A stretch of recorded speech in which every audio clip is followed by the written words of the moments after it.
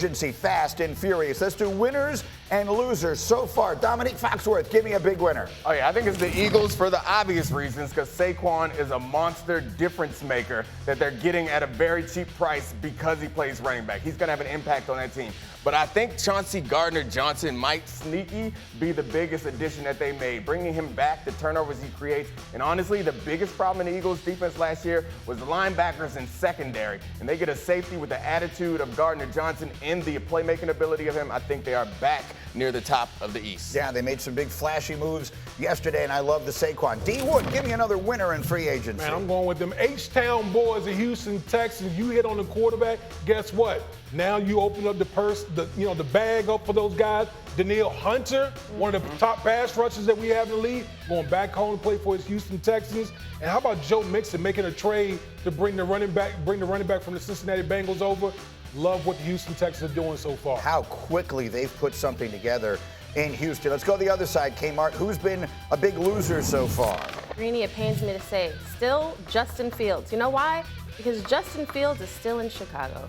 They cannot, we know that they want to move him, yet they can't. And the longer this goes on, teams understand, the cheaper his price tag drops. And I just think Justin wants so desperately to be somewhere else. He wants to know where his future is, and he still doesn't know. Yeah, they're in a holding pattern there. We'll talk much more about that as the hour continues. And then I'll take one here, and I'll speak on behalf of America about America's team, the Dallas Cowboys. We're all in. Jerry said we haven't been all in so far. In fact, up until late last night, they had been all out. They were the last team to make a move in this free agency, and that led our guy Ryan Clark from LSU to yesterday say this about what the Cowboys need on their roster. If the Cowboys don't get a linebacker, if the Cowboys don't retool the back of their secondary or the middle of their secondary, if they don't find a way to get someone outside of CeeDee Lamb to help Dak Prescott, the Dallas Cowboys are not going to be a factor in the NFC. There are things that they are going to have to address going forward, and if those things do not change, this team is going to be in the bottom half of the NFC East.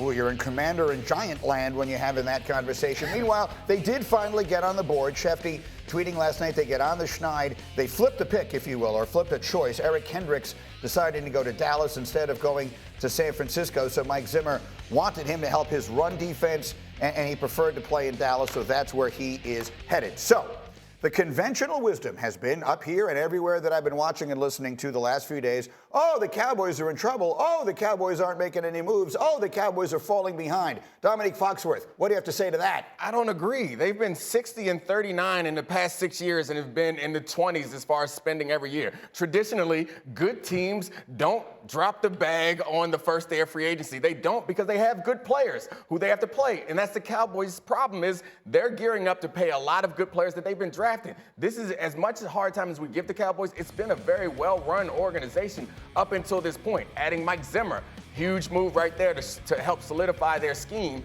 and be stronger against the run. Like, I'm surprised that everyone is acting like a good team supposed to make a big splash of free agency. It just doesn't happen. It's like the teams who are consistently at the top are not normally the teams that are spending all their money. Why do you sound skeptical of that? No, I agree with my brother Dominique. However, one counter argument to that is, what did the Eagles do? What was their monster. I'm right? still right, though. No. I agree with you. They didn't spend big money. They got a good deal. Saquon's not big money. $12 million a year is not big money for a player of that impact. For that position? Yeah.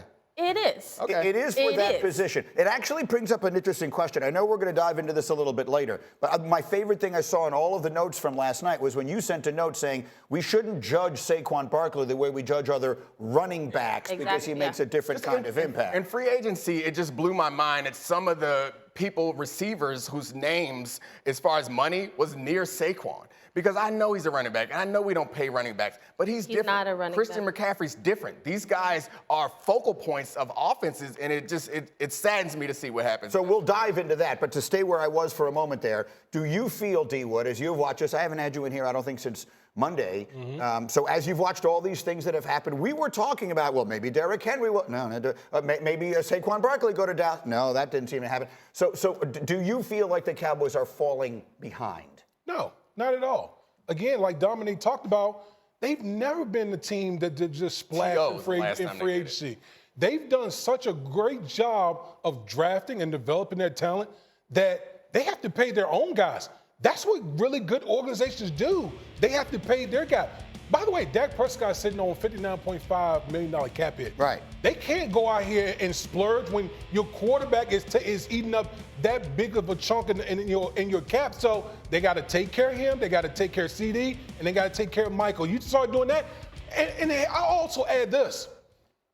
We are like, free agency is just, 48 hours or 24 hours? We're just 24 hours in free agency. Yeah. There is plenty of time to continue to add, make trades, all these type of things. Like, everybody just needs to just slow down a little bit. What did Jerry Jones say? All in. All in. We are all in because I'm trying to win it all.